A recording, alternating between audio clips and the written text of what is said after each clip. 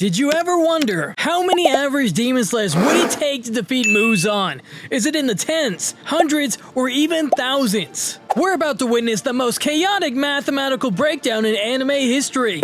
From lower moons getting swarmed to upper moons drowning in pure numbers. And yes, even Muzan himself getting overwhelmed by the power of statistical probability. Before the chaos begins, here's what we're working with. Fresh out of final selection, can swing a sword without cutting themselves, has killed maybe 3 to 5 regular demons, knows 1 breathing form, and has the survival instincts of a moth flying towards a flame. Think level 5 video game character trying to raid the final dungeon. They're like a 3 out of a 10 power level scale, basically armed civilians with a death wish. Got it? Good. Now let's watch them overwhelm the forces of evil through sheer mathematical impossibility. Alright, let's talk about Spider Boy himself. Rui, creepy, calculating, and rocking more silk than a luxury pillow factory. His threads, razor sharp and nearly invisible. Now how many average Demon Slayers would it take to bring down this guy? I'm clocking it at 150. Here's how it breaks down. The first 100, yeah, they're toast. Please don't let me die here! Holy shit!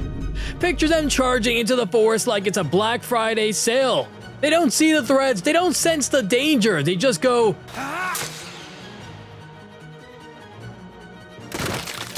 But they serve a purpose. Their glorious mess of a charge reveals Rui's thread layout, like tripping every laser in a museum just to show the path. Enter the final 50. Now they've got eyes on the target. Some attack high, some attack low, others try to flank. Still mostly getting shredded like discount paper towels, but eventually someone slips through the chaos. Maybe because Rui's too busy monologuing about family bonds, or distracted untangling all those corpses. That's when a lucky blade hits home and finally takes his head. Not elegant, not heroic, but statistically sound. Now, who's next? Ah yes, Enmu. The demon who looked at a train and said, yeah, I'll become that. To take down this guy, you're gonna need 300 average Demon Slayers minimum. But first, quick stats. Special ability, knock out dreams on contact. Fall asleep, relive your worst moment, cry in a fetal position. Final form, a literal train. Finding his neck is like playing hide and seek on 8 connected buses made of meat. Weaknesses, being stuck on a railway track only going one direction. And being a giant, glowing, screaming target. It's like if a demon tried to hide by becoming a parade float. Here's the scene. 100 Slayers are inside the train, completely unconscious, stuck in dream sequences where they're reliving their worst traumas, crying, screaming, one guy's just having a panic attack about tax returns. Useless. Then you got 200 more outside the train, sprinting alongside it, hurling their swords like cavemen, trying to kill a speeding whale. And let's not forget the 20 or so who accidentally boarded the wrong train entirely. So how does it end? One Slayer, probably the guy who's just tired of everything, gets thrown into the right car, stabs a suspicious chunk of meat on the floor, and boom, Enmu's dead. Honestly, being stuck in a murder train is scary at first, but then you realize you can't fight back well. Alright, we've reached the entertainment district, where the demons are flashy and the trauma comes with fireworks. Enter the demon sibling tag team from your nightmares. Beating them, that's an average 800 Demon Slayer mission. Minimum. First up, Daki. On paper, she's the main threat. She's loud, flashy, and basically walks around the entertainment district wearing a glowing neon sign that says, "Boss fight here." Her weapon of choice? Giant, sentient, razor-sharp demon ribbons that will happily strangle you while insulting your fashion sense. But honestly, she's just a distraction. The real problem is Gyutaro. And trust me, I have no idea how they're related. He's faster than he looks, regenerates like a video game boss on cheat mode, and flings his blood like it's shrapnel from a horror blender. Together, they're a nightmare. Here's how it plays out. The first 400 Slayers, they're all chasing the sister, who's basically cosplaying as a walking ravegoer. Giant sash, glowing eyes, yelling who knows what to get attention. She's out in the open, taunting them like a Dark Souls mini-boss with confidence issues. So of course everyone swarms her, slashing, dodging, dramatically posing, and not one of them knows that she's basically a decoy. Meanwhile, the real problem, he's picking off the other 400 Slayers one by one, like he's farming XP. But eventually, chaos meets coordination. Through what we can only be described as accidental genius, all 800 somehow sync up swords, and miraculously, both siblings get decapitated at the same time. It's messy, it's ridiculous, it's like watching 800 people try to play a co-op game using one controller. Upper Moon 5, aka the demon equivalent of a cursed interior designer. This guy doesn't just live in pots, he fights from them, teleports through them, and basically turns every battle into a murder-themed pottery exhibit. Taking him down, you're gonna need at least 1,000 average demon slayers. His go-to move? Summoning a never-ending swarm of grotesque fish monsters. Some small and directly controlled like puppets, others big, dumb, and only slightly more threatening than damn sushi. The first 200 slayers? Yeah, they got wiped out early. A few dozen get instantly diced by cursed pots that turn people into human jigsaw puzzles. The survivors try to regroup and do the obvious thing, smash every pot in sight like it's a haunted home goods clearance event. But Gyokko's not gonna let that slide. He sends out his fishman army to swarm the battlefield. Sure, they were devastating against the blacksmiths, but against trained slayers, they're manageable. Still, it costs another 200 lives just to mop them up. Now we're down to the last 600, battle-weary, traumatized, but finally starting to figure him out. They realize Gyokko's playing murder-themed whack-a-mole, teleporting from pot to pot, spewing out monsters like a cursed slot machine. That's when they learn the next horrifying fact. Anything he touches turns into fish. Clothes, weapons, limbs, you name it.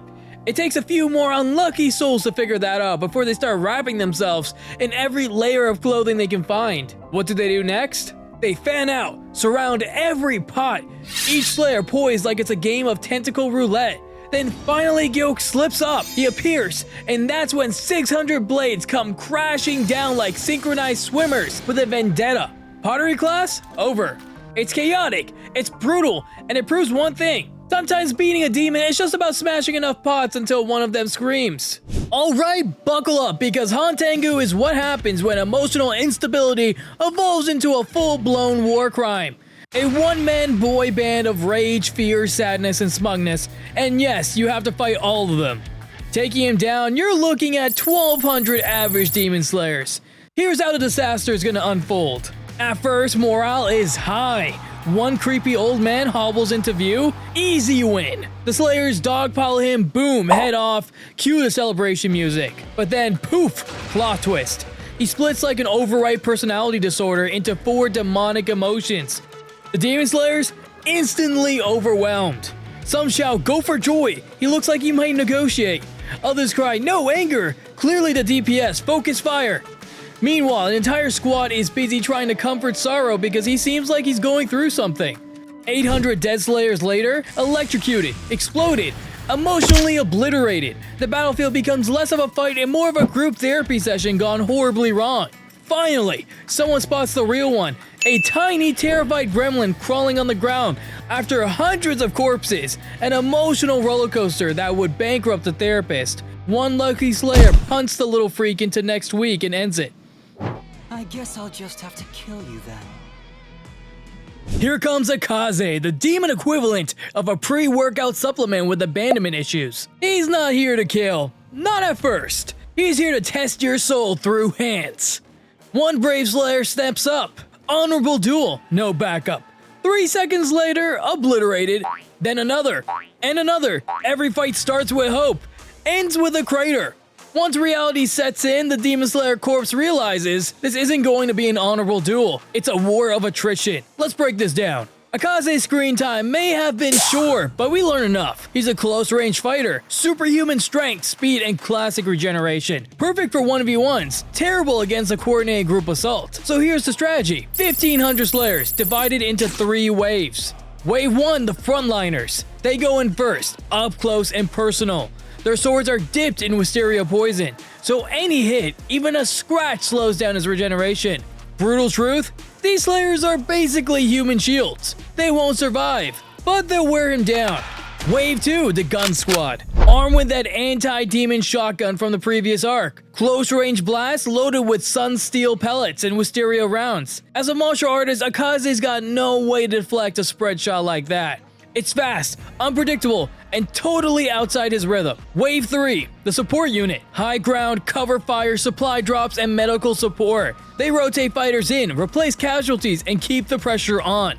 Wave after wave, the Slayers chip away at him. Bullets, blades, poison.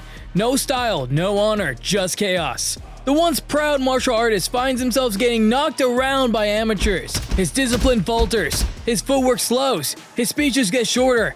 The sky starts to glow. The sun rises. Akaza, the unbreakable warrior, stares into the light, and for once he doesn't dodge.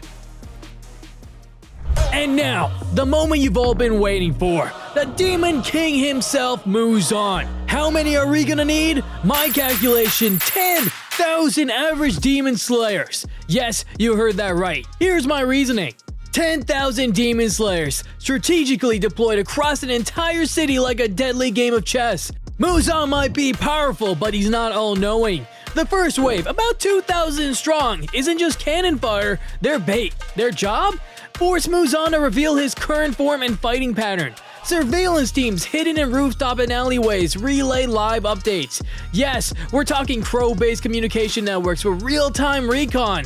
Move over, G.I. Joe. This is a Demon Corps ops. Then comes the second wave. Teams of coordinated squads rotating every few minutes to prevent exhaustion. Their attacks are synchronized to exploit Muzan's regeneration delays. While one squad distracts, another uses nets reinforced with that special wisteria flower sauce to try and bind his limbs. Yes, they forged nets, because why just stab when you can immobilize? And the third wave, they've studied him. They're hitting his blind spots. Luckily, he only has 2 eyes. Explosion traps rigged all over, coordinated flanking maneuvers, collapsing buildings to block his escape routes. This isn't a brawl, it's tactical warfare. And just when Muzan thinks he's adapting, in comes the fourth wave.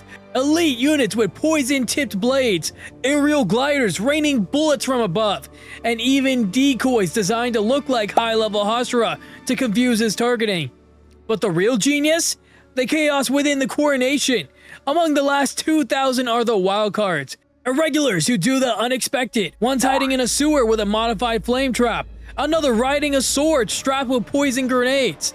There's even a guy who pretends to surrender just to get close enough for one perfect slash to Muzan's ankle. Muzan's spinning like a deadly tornado, but even he can't predict every move when 10,000 swords are dancing around him, each one part of a larger plan. Eventually, in all that chaos, someone gets lucky. Maybe it's Slayer number 7,834, the one who's been tracking Muzan's movement pattern like a chessboard. Or maybe it's the kid who duct taped their sword to the crow to make some makeshift drone. With the human cure, the poison, and the pile of corpses blocking his way, he can't do anything to avoid his massacre. The complete mathematical breakdown of how quantity can in fact overcome quality, and a complete disregard for casualty rates. Of course, this assumes perfect logistics, unlimited sword supplies. In reality, organizing 19,550 Demon Slayers would probably be harder than just training a few really good ones. But hey, that's what makes it really fun to talk about. Sometimes the best strategy is just throw more people at the problem until it goes away.